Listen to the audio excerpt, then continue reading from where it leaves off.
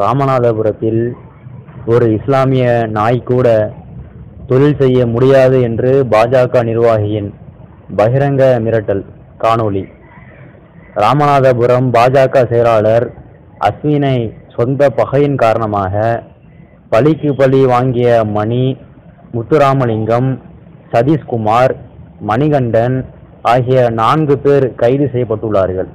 ஆனால் பாஜக பயங்கரவாத கூட்டமோ அதை திசை திருப்பி முஸ்லிம்கள் மீது பழி சுமத்தி ராமநாதபுரத்தில் ஒரு இஸ்லாமிய நாய் கூட தொழில் செய்ய முடியாது என்று பகிரங்கமாக மிரட்டல் விடுத்துள்ளார்கள்.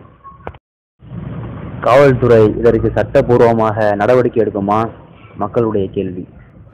புதிதாக வந்திருக்கின்ற மாவட்டத்துடைய கண்காணிப்பாளருக்கு இந்த மாவட்டத்துடைய நிலைமை தெரியாதா?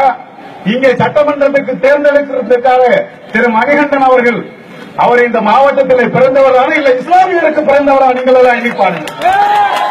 யாருடைய முன்னே இருந்த ஜவஹர்லாலுடைய மகனாக வந்திருக்கிறாரோ அவர் கூட இப்படி செய்யவில்லை.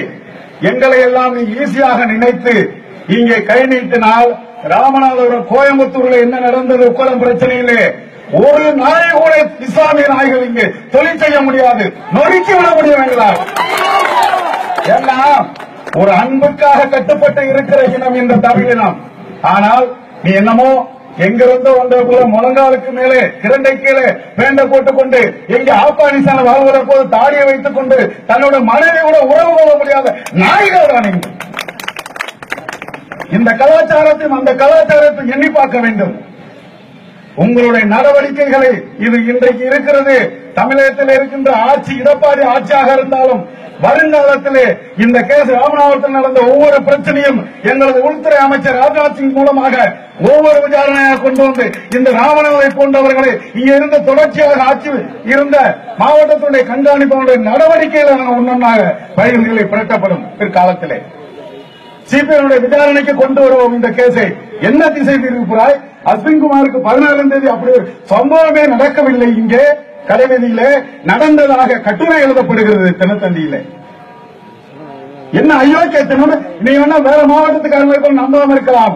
எங்களது மாநில தலைமைக்கு அத்தனையும் நாங்கள் இங்க இருக்கின்ற மாவட்ட தலைவர் தெளிவாக கூறியிருக்கிறார். என்ன நடந்து கொண்டிருக்கிறது, இந்த மாவட்டத்தில் எந்த அளவு தீவிரவாதம் வளர்ந்து கொண்டிருக்கிறது, இஸ்லாமியருடைய கைக்கூலியாக இருக்கின்ற காவல்துறையில் நல்லவர்கள் இருக்கிறார்கள். நல்லவர்கள் இந்த மாவட்டத்திலே பணிபுரிய முடியாமல் பல்வேறு மாவட்டங்களுக்கு சென்றிருக்கிறார்கள்.